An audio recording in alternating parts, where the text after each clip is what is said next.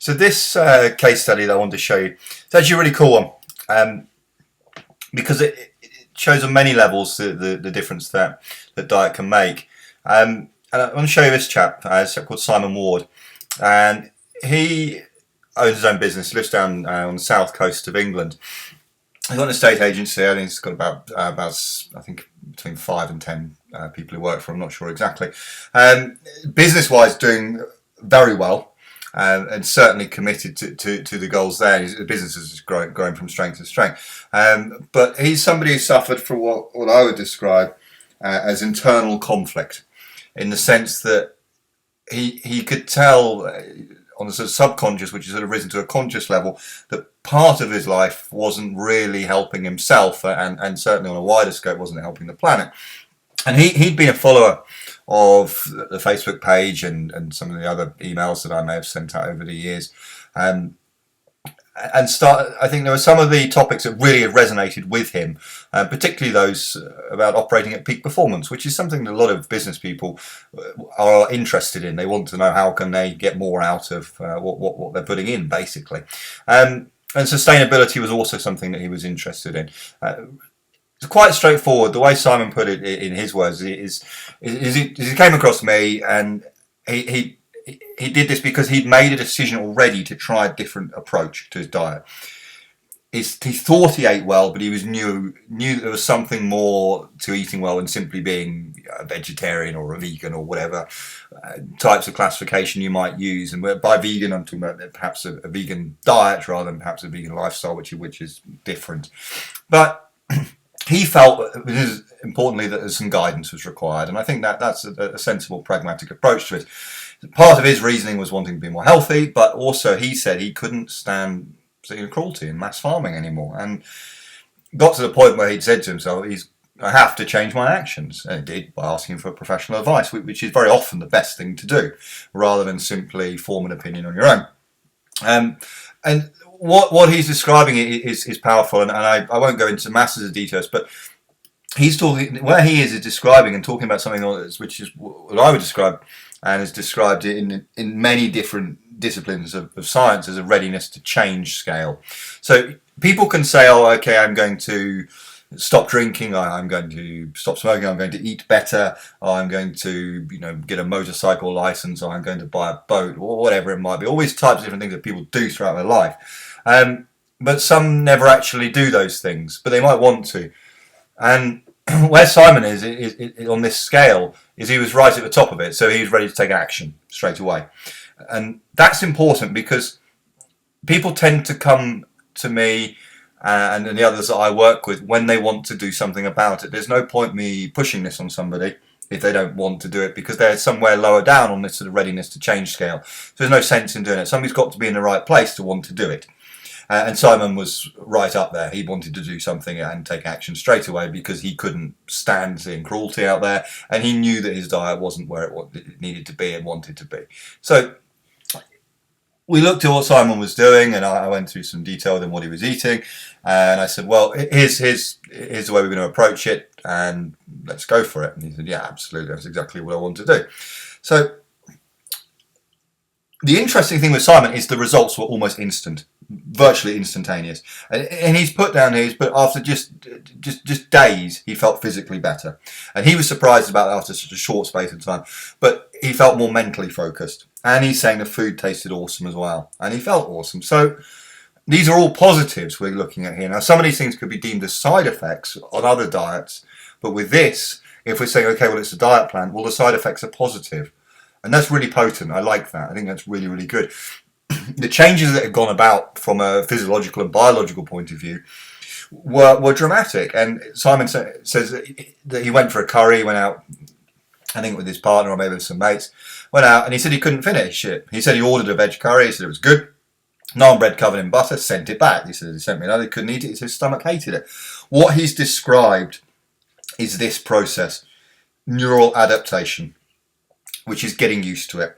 And we've seen this stuff through the Manel Chemical Senses study out of the Chemical Senses Centre based in Philadelphia. It's a non-profit Institute. It's not huge, but they've done a lot of research in the way that we react to changes in our environment. And I put a couple of examples in the case study, but it's the sort of thing if you walk into somebody's house around Christmas time, you smell a Christmas tree, and then after 10 minutes you don't smell it anymore, or you walk into a coffee shop, you smell the coffee, 10 minutes later you can't smell it.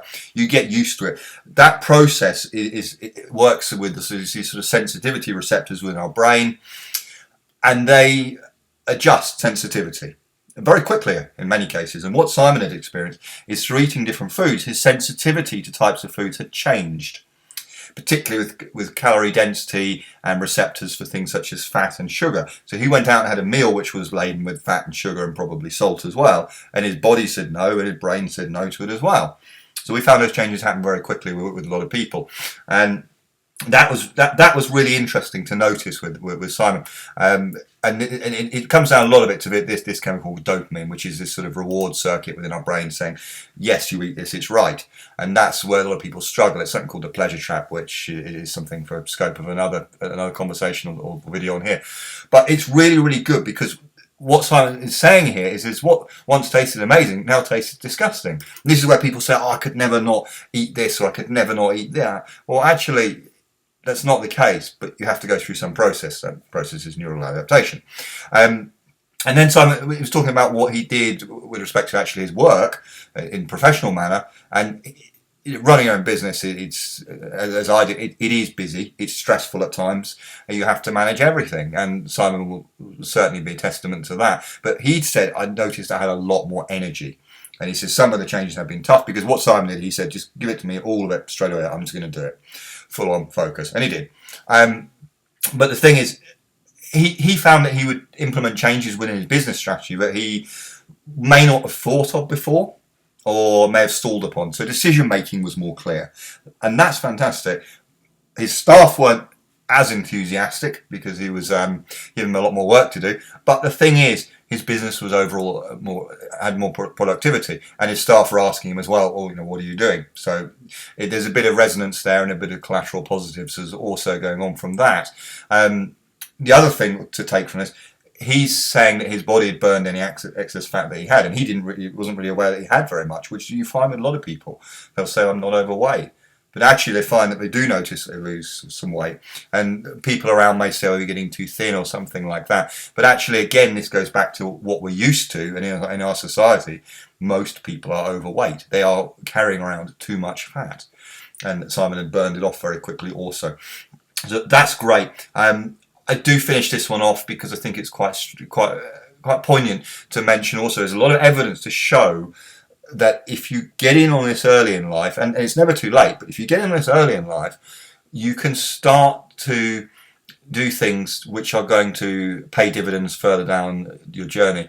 For example, things such as dementia, Alzheimer's, Parkinson's, and other diseases like this, they can be directly attributed to certain chemicals which our body produces that increase blood flow.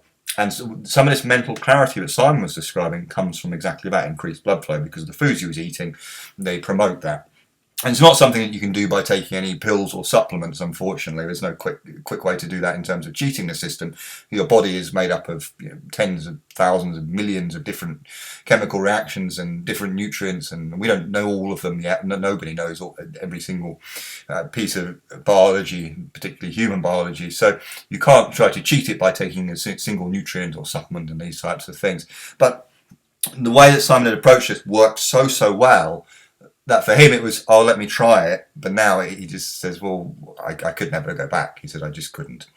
And that's been reflected in his work, with his family life, with all aspects of it as well. And it is an important piece of work because it started out as selfless intentions, really selfless intentions, saying, I can't stand looking at the cruelty that there is in mass farming. Is there a different way? Something completely unrelated.